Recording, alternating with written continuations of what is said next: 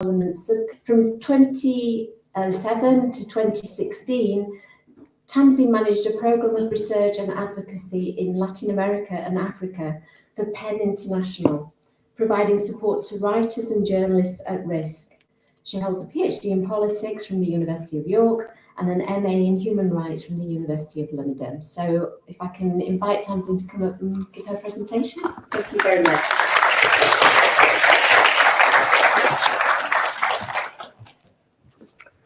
Well, thanks a lot, Jackie. So hi everyone. As Jackie said, I'm Tamsin Mitchell, and I'm delighted to be here with you today as part of the Economic and Social Research Council Sheffield Festival in Social Science and the International Journalism Week. And as you know, we're also marking the International Day to End Impunity for Violence Against Journalists, which is tomorrow, 2nd of November. So yeah, I'd like to thank both of these organisations and also Professor Jackie Harrison for the introduction. The title of the talk is Killing the Story, How Journalists in Mexico and Honduras Survive. So, as you know, journalists and journalism are vital for access to information, for us to know what's going on in our societies and in the world and how to access our rights. But despite this, or perhaps because of it, journalists are one of the groups of human rights defenders most at risk worldwide. And Mexico and Honduras are two of the most dangerous places for journalists in Latin America and globally. Powerful people want to stop inconvenient investigations, and they use all kinds of violence against journalists to kill these stories. And these people are protected from the consequences by the high levels of impunity in these countries. Just a couple of definitions. By violence, I mean physical or psychological attacks or legal threats or harassment, which are related or possibly related to journalists' work. And by impunity, I mean that those responsible are not punished. There are no legal consequences, and that means that there's no deterrent to further attacks. So, faced with this situation, journalists in these countries have developed various strategies to stay safe and protect their well-being while continuing to investigate and report. And this has been the focus of my research over the last few years. Obviously, Jackie has already introduced me, so I'm just going to say that my research is mainly based on interviews with journalists and organisations such as NGOs and intergovernmental organisations that work to support journalists at risk. I carried most of the interviews out in 2018, but as part of the book that I'm preparing at the moment, I carried up some follow-up interviews late last year and the beginning of this year. So in total, this is based on around 89 interviews across both countries. So to give you a quick overview, I'm going to talk about, I'm going to give some background on Mexico and Honduras and the risks that journalists face there. I'll then introduce the strategies that such journalists use to resist violence and impunity. And I'll show how these strategies work in practice by giving some examples of how journalists use them.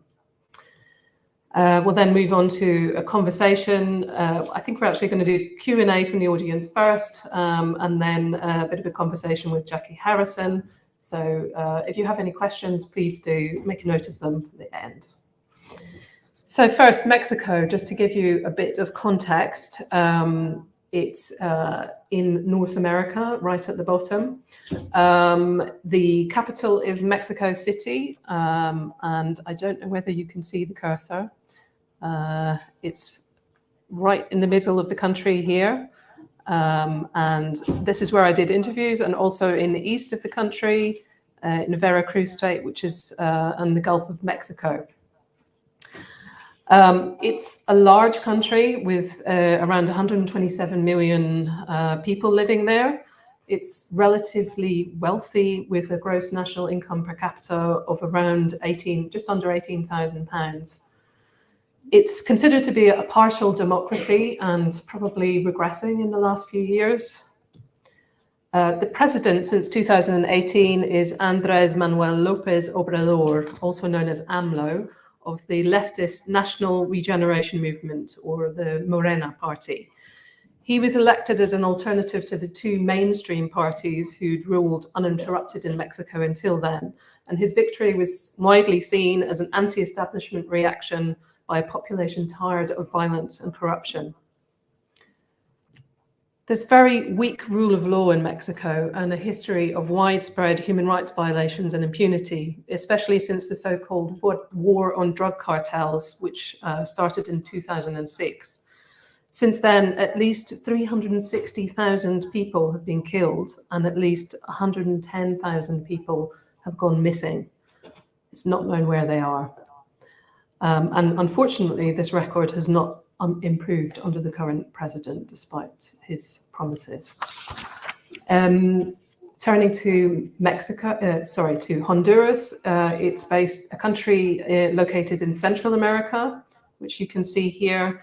I carried out interviews, again, I'm not sure if you can see this, in Tegucigalpa, which is the capital here, the Red Square, and also in the north in San Pedro Sula and El Progreso. Mexico is a much smaller country in size, but also its population is about 12 times smaller than Mexico's. And in contrast to Mexico, Honduras is a lot less wealthy. It has deep-seated and growing poverty and inequality, with an income per capita that's less than 30% of Mexico's. It's also considered to be a partial democracy, but it's in the process of recovering from a military coup in 2009, followed by 12 years of authoritarian rule by the National Party. The president is Xiomara Castro. She was elected in 2022 of non-mainstream Liberty and Refoundation, or Libre Party. When she came into office, it ended 8 years of authoritarian rule by Juan Orlando Hernandez, who is now detained on drug trafficking charges in the United States. President Castro is Honduras's first female president, and she's the wife of President Zelaya, who was ousted in the coup in 2009. And similar to Mexico's president, President Castro won on a platform of social justice, transparency, and fighting drug trafficking and corruption. Like Mexico, Honduras has a very weak rule of law and a record of human rights violations and impunity, especially in the 1980s and since the 2009 coup, which has caused a whole myriad of problems which have continued since then in society. And impunity impunity in general stands at around 90% for crimes and violence. Moving on to violence against journalists and impunity in the two countries. There are differences between the countries, but there are also many similarities, and that's what I'm going to summarize here for the sake of brevity.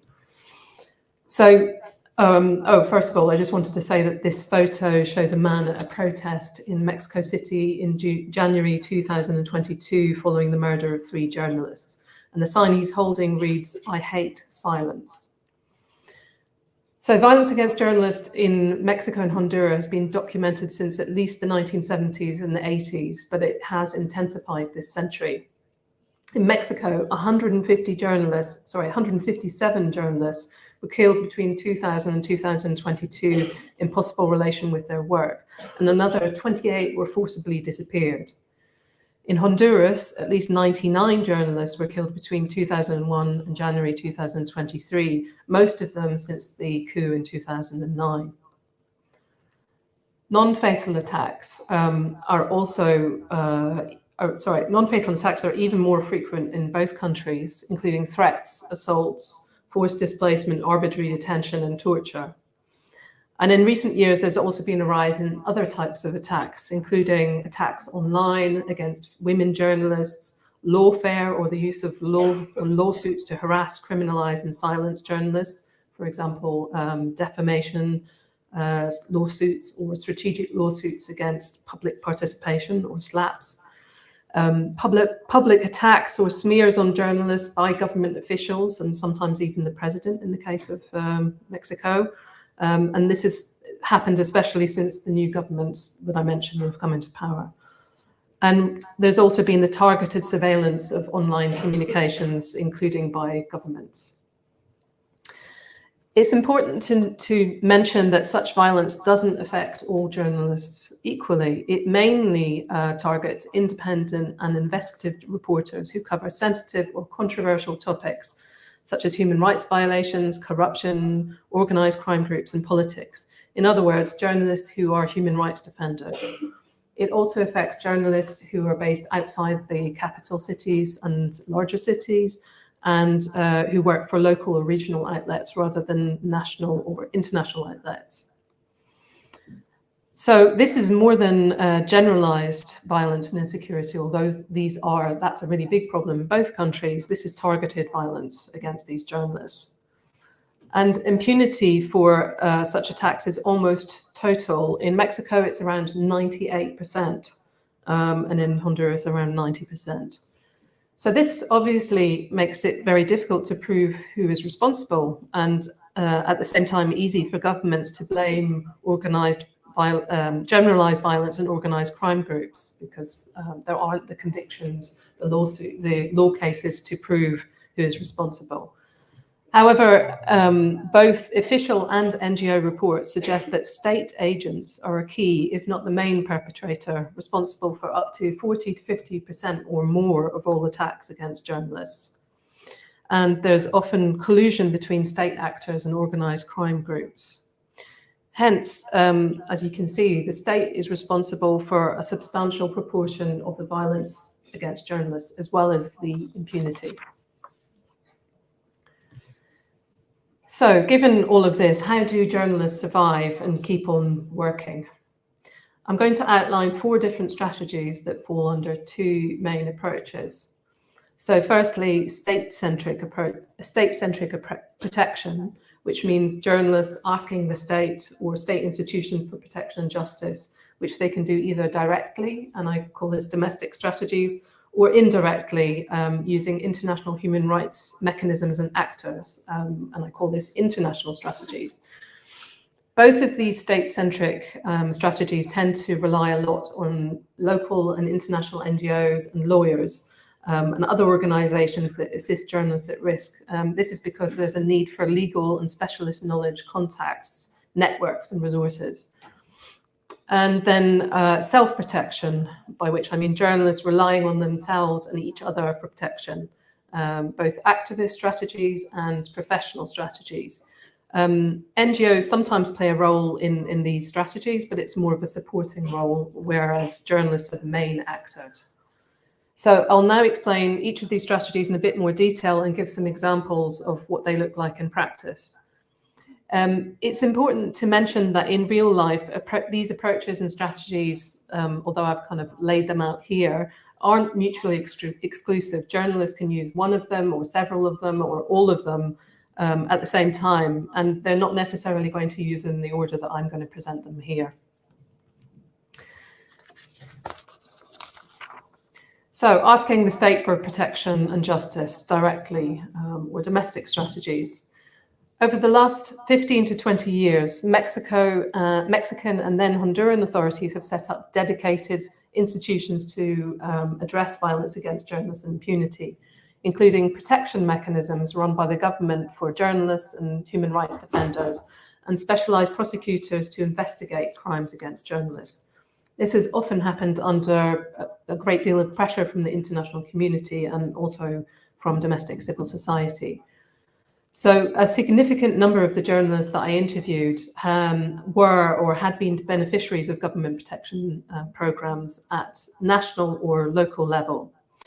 These mechanisms tend to provide physical protection measures, such as bodyguards or telephone numbers to contact the authorities in the case of emergencies, regular police patrols to their house or their office, security cameras and alarm systems in their homes and cars, or panic buttons.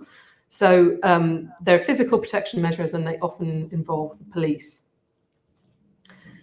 Journalists also report attacks to the authorities, including the specialized prosecutors that I mentioned, in order to trigger an official investigation and hopefully the prosecution of those responsible.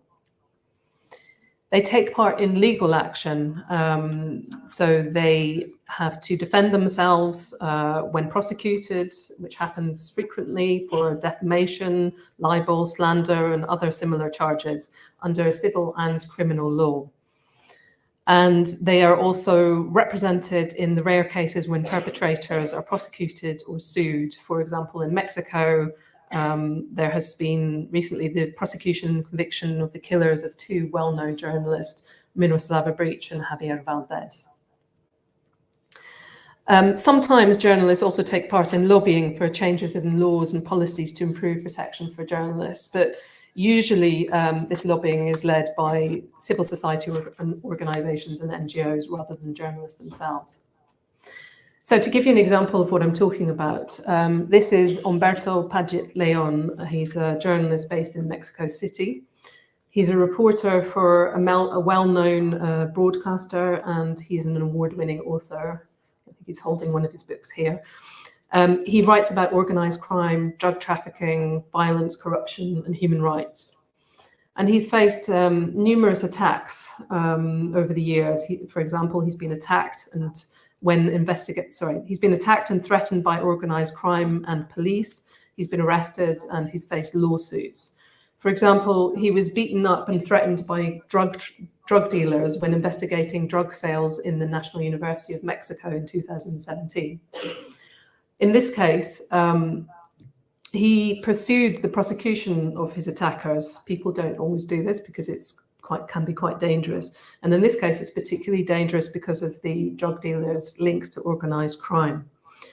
As a result, Humberto had protection measures from the Federal Protection Mechanism for several years, including 24 hours a day bodyguards.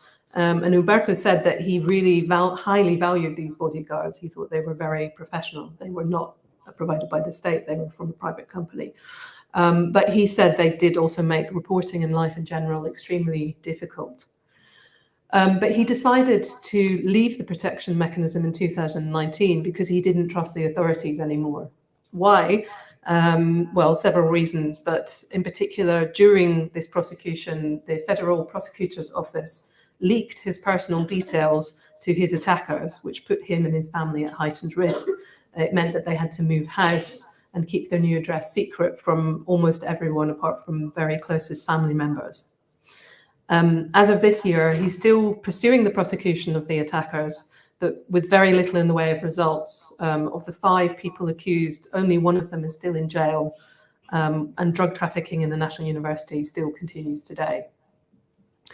Humberto was also sued for so-called moral damages, which is a type of civil defamation lawsuit, by a former governor of Mexico State, who was asking for more than $500,000 for a profile where Humberto had alleged that the politician was present at parties where a bishop had engaged in sexual abuse of male minors. Humberto initially lost this case, but eventually he did manage to win on appeal thanks to a team of pro bono lawyers. But it took several years, a lot of stress, anxiety, and he couldn't afford to pay for the extra litigation required to get the politician to pay his costs or damages, because that's not automatic in Mexico. So this meant that there's absolutely no consequences for politicians for bringing these types of lawsuits, which ruin the life and work of journalists over years. And Humberto continues to be at risk, particularly after an attack on his boss, who's a well-known journalist, in late last year. As a result of that, he was left feeling very vulnerable. He bought a bulletproof jacket out of his own pocket and was considering going into exile with his family for his own safety. Moving on to international strategies, journalists and their allies can also make use of international human rights standards. For example, referring to their rights under international human rights treaties, rulings, resolutions. They can do this during legal action and also during interactions with state officials and institutions such as the specialized prosecutors and protection mechanisms. They can sometimes take unresolved cases to international human rights mechanisms at global and regional levels, such as UN bodies, the Inter-American Commission on Human Rights, which is a body of the Organization of American States, This commission can order the state to provide special protection measures, and it can also refer cases to the Inter-American Court of Human Rights, and which can issue legally binding resolutions. And sometimes cases are even now being presented to the International Criminal Court. For example, a couple of NGOs in Mexico has presented a case of killed and disappeared journalist in Mexico, which is now pending before the ICC. Journalists can also approach intergovernmental organizations like the UN or the EU at local level, or embassies of sympathetic nations to request support, such as statements, advocacy, monitoring, political dialogue, emergency visas, and relocation. And similarly, they can ask local or international NGOs to support them when engaging with state institutions, which they call accompaniment, providing advice or legal aid, security training, emergency grants, as well as statements and relocation. So an example of international strategies. This is another Mexican journalist called Lydia Cacho. She's a very well-known investigative journalist and also an author who's covered subjects as corruption, child trafficking, and violence against women. She's also an activist. She founded a center that helps abused women and children in Cancun a long time ago, which is still going strong. In 2004, Lydia published a book called The Demons of Eden, which exposed a child pornography and prostitution ring, which involved a prominent businessman and local officials. The next year, she was illegally arrested on defamation and slander charges and driven across Mexico by the police to another state called Puebla. During the journey, the police threatened her with rape, and at the end of it, she faced potentially time in prison because defamation was then a criminal offense. In 2006, Lydia managed to win the court case with the help of the international NGO Article 19, and she countersued, but the Mexican Supreme Court rejected her claim. After years of attacks, threats, and harassment, which continued despite police bodyguards, Lydia eventually decided to go into exile for her own safety. And in 2014, due to lack of justice at the national level for the attack against her, Article 19 took her case to the UN Human Rights Committee, which is the body that monitors states' compliance with the treaty known as the International Covenant on Civil and Political Rights. They were able to do this because Mexico has signed that treaty. In 2018, so 13 years after she was abducted, the UN Human Rights Committee ruled that Lydia's rights to gender equality, prohibition of torture, personal freedom and security, freedom of expression, and others had been violated by the Mexican state. And it also recognized that the state had failed to investigate and prosecute the perpetrators in a reasonable time frame. And it ordered the case to be reopened and for Lydia to be given adequate compensation. This case has had an important impact on individual level and more broadly. So as of this year, 3 police officers had been given prison sentences for violently detaining Lydia.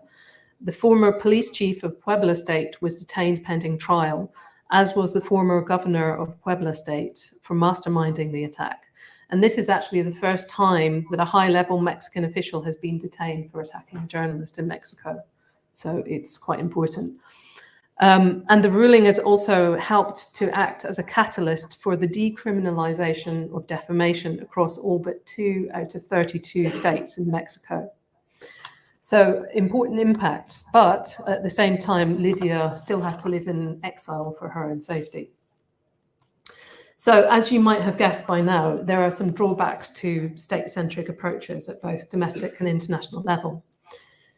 So from the outset, journalists tend not to trust the state because of its dual role of a protector and perpetrator. As you've seen, state agents are responsible for a lot of violence against journalists, as well as the impunity. And in practice, state institutions, even the newer, more specialized ones that have been set up in the last 10 to 15 years, tend to get quite poor results, and journalists who access them frequently are re-victimized and targeted for reprisals for just asking for protection and justice.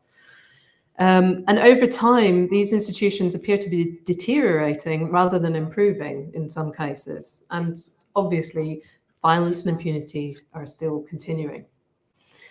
And there's always a question in people's minds as to whether the state institutions don't work because they don't have the resources, they don't have the money, the staff, the training to make these institutions work. That tends to be what the government says.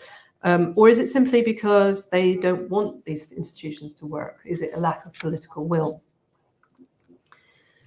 So some journalists and increasingly NGOs as well are starting to feel that they don't want to invest too much of their time, which is limited, and their limited effort and resources seeking solutions from unreliable state institutions.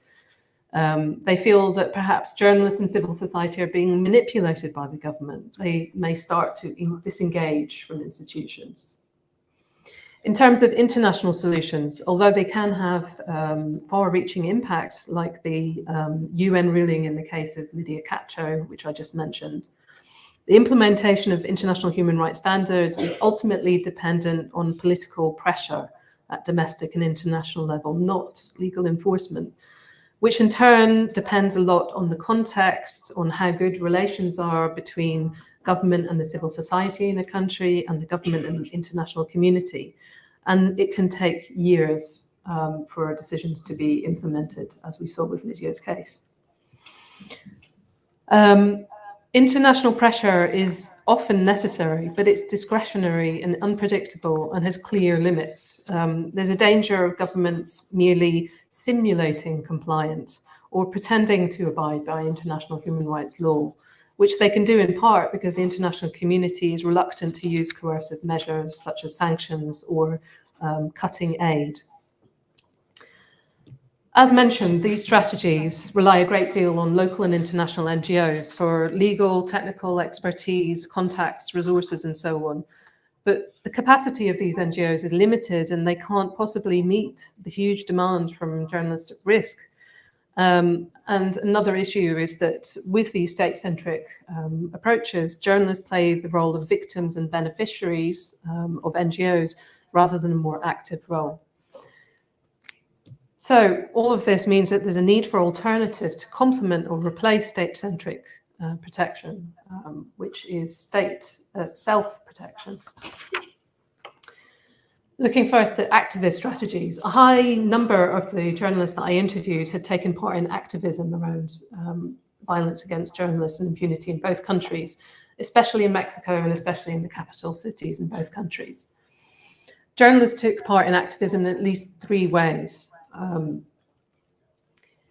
Firstly, in both countries, a few journalists, usually journalists who have first-hand experience of attacks and threats and of seeking support from the state, had set up their own organizations, be it NGOs, collectives, or networks, with the aim of helping other journalists facing similar challenges, providing practical and moral support, for example, helping them to report attacks, access protection mechanisms, provide legal aid and solidarity.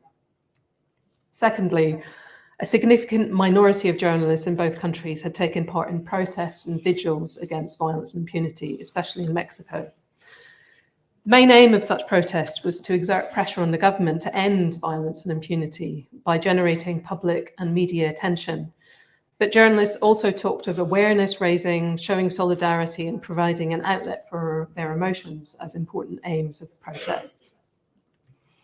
And thirdly, journalists had also made significant efforts to organize as a profession in both countries. For example, setting up associations, groups, and collectives to protect themselves and defend their rights. Although organizing has had limited success in both countries, and especially in Honduras, due in part to the precarious and repressive labor conditions that they face. So an example of activist strategies. This is Dina Meza from Tegucigalpa, the capital of Honduras, and she's a journalist and human rights defender and the founder of an NGO called the Association for Democracy and Human Rights. Dina has a history of threats, harassment, and intimidation for her work, both as a journalist and a human rights defender.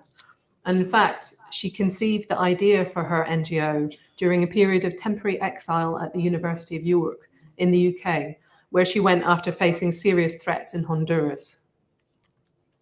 Her NGO offers legal advocacy and other practical support to journalists, defenders, and other vulnerable groups. For example, she's been very active in pushing for the creation and proper functioning of the National Protection Mechanism for journalists and human rights defenders. The NGO supports journalists to access the mechanism, as well as report attacks against them to the authorities.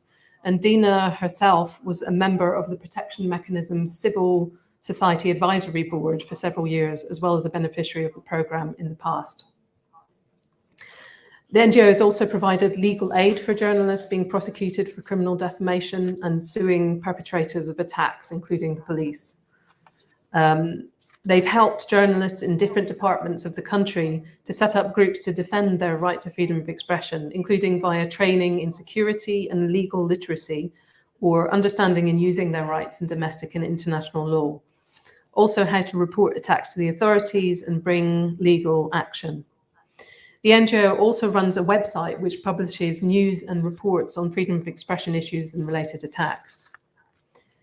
Dina has also been involved in efforts at organising journalists, including by setting up the Honduran Centre of the Global Writers Association, PEN International.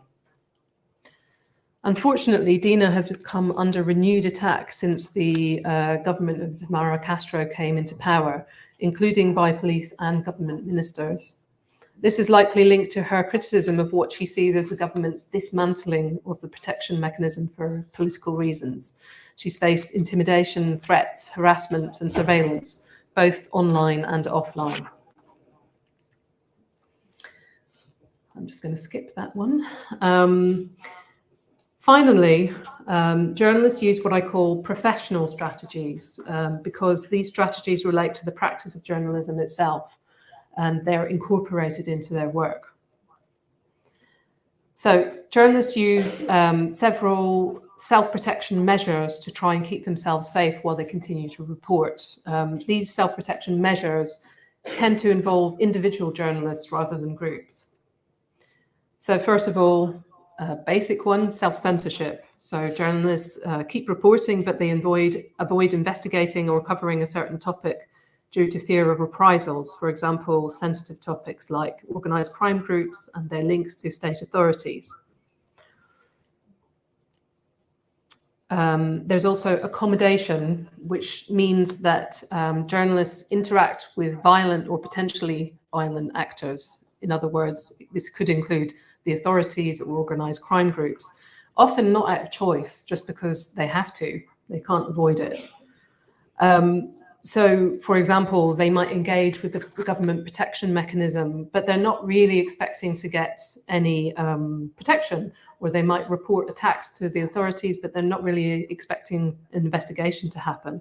But just the fact of having these incidents documented could deter attacks or help them if they need to go into exile, for example, and they need to ask for assistance from international organization. They might use professional contacts to get access to protection measures rather than going through official channels. So, for example, if you're a journalist who has a source who is the chief of police, you might ask that person for protection rather than protection mechanism. But above all, there's co-optation of journalists, which I think our previous speaker also referred to in the African context, via threats and bribery, on one hand from government officials and also from organized crime groups. So, for example, in some Mexican states, it's common for drug cartels to bribe journalists who work for media outlets to work for them as well, and to dictate to colleagues which stories they should cover and which stories they should suppress. Journalists also frequently take bribes from politicians and government actors to do similar things. And finally, reporting. Journalists try to publicize threats and attacks against themselves and against colleagues, and also the official investigations into these, or the lack of investigations, They use the media outlets that they work for, but they also use social media as part of their work. And beyond media and social media, they also sometimes use a range of other ways, especially in Mexico, such as public events, books, films, exhibitions, and festivals. There are various aims to doing this. Obviously, they want to raise the public's awareness of the issue and to try to deter further attacks, perhaps even trigger a response from the government, but sometimes it's just to express solidarity, outrage, and remembrance. There are some drawbacks to self-protection measures.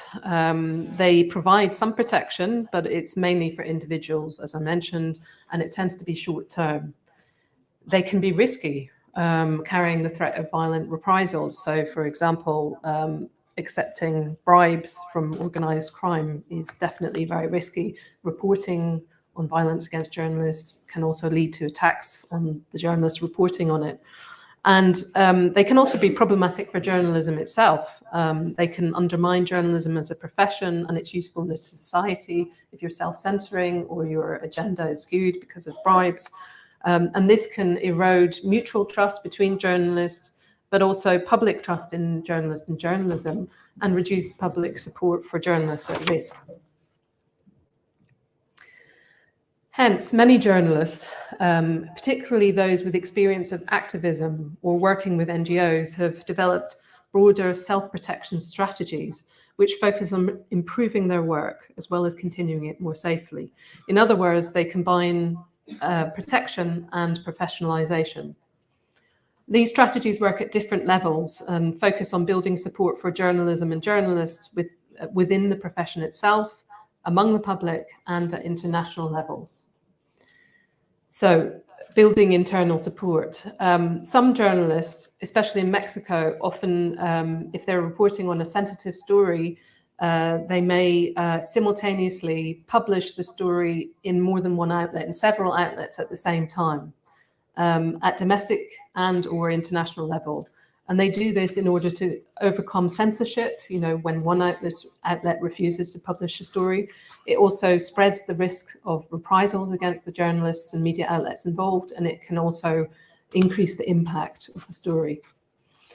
Many journalists were also working as a part of collective networks, aiming to promote self-protection and professionalization. And some of these employed mutual protection practices, such as, for example, when journalists go out into the field, where they go somewhere to report on a particularly sensitive story, the other journalists in the group will look out for their safety. They will remain in touch through social media. They'll share and corroborate information with each other and alert each other to security threats. Secondly, building public support via professionalization. Some journalists, particularly in Mexico, believe that the best option for addressing violence and impunity was simply to focus on doing better journalism, to professionalize in various ways. In other words, they sought journalistic autonomy by setting up their own outlets. They worked freelance or for independent outlets, and this allowed them to avoid censorship and also poor work conditions. Doing this allowed them to practice socially engaged journalism with more focus on sensitive issues such as human rights and corruption, which mainstream outlets may not want to cover. It also allows them to raise standards via professional training in journalistic techniques, ethics, and also law. They also focus on developing investigative journalism as a crucial tool to probe social problems, including violence against journalists and impunity and corruption. And they also developed collaborative journalism, by which I mean several media outlets cooperate in order to share resources, maximize impact, and spread risk, a bit like simultaneous publication. For example, the Panama Papers in Mexico is an example of that. So professionalization constitutes a clear attempt by journalists to reject accommodation, which I was talking about before, particularly bribes and corruption within journalism. to reclaim neutrality in relation to the government and to boost their credibility and usefulness to the public. And the final part of this is building international support. So in both countries, international donors and funding were absolutely essential for this project of transforming journalism, both for journalists, but also for the NGOs that support them. And in both countries, the international media has also been key, because local journalists see that the international media has the potential to amplify sensitive stories and issues and expose the national government to international scrutiny and exert pressure on them, like a sort of media boomerang effect. And in the last few years, there have been a growing number of collaborative investigations into unsolved journalist murders carried out by coalitions of domestic and international media outlets, which have been published worldwide. For example, into the killings of Miroslava Breach and Regina Martinez in Mexico, and even UK outlets such as The Guardian have taken part in these, but many others as well. So finally, to give you an example of international strategies, Wendy Funes is a journalist from Tegucigalpa, the capital of Honduras. She's pictured here receiving the Freedom of Expression Journalism Award from Index on Censorship. Wendy has a past in activism. She was fired and blacklisted after trying to set up a union for journalists at a mainstream TV station where she worked. And then she went on to work for a local NGO called Se Libre, which assists journalists and human rights defenders at risk, where she investigated and reported on attacks. She left this to focus, so she kind of left behind activism, direct activism, to focus on professional journalism. She's left to set up an online publication in 2017, which is dedicated to investigative journalism, focusing on justice, security, and human rights. She works a lot with access to information requests and data leaks, because it's very hard to access officials and official information in Honduras. And this coverage has included a focus on investigating journalist killings. So she's continuing her work, but in a more journalistic way, including a series of articles called Sicarios, or hitmen. And the key findings of this series of articles is that a network of drug traffickers, some of whom were part of the previous government, and businessmen, had ordered the murder of journalists using corrupt members of the military or police.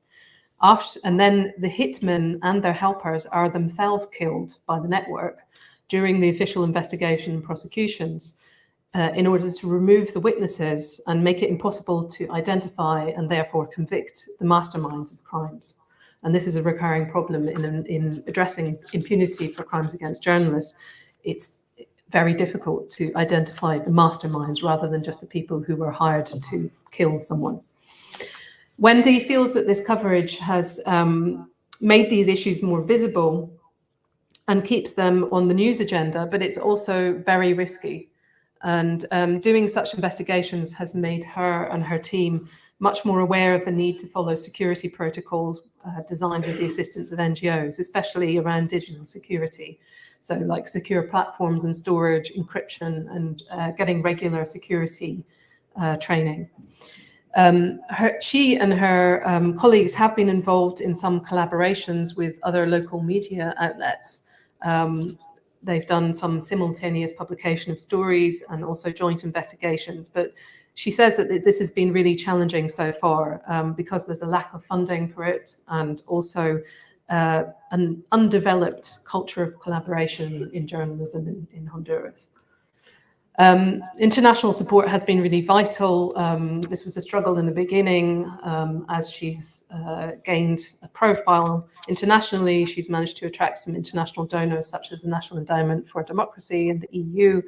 And she and her colleagues also take part in regular regional advocacy meetings around journalist security, organized by Article 19 Central America. So I'm going to leave it there for now so that we can move on to some questions. And I believe that if you have any questions or comments, you can either put your hand up for, no, we don't have microphones, right? We do. Or you can write your questions down at the details which are mentioned in this slide. Thank you very much for listening.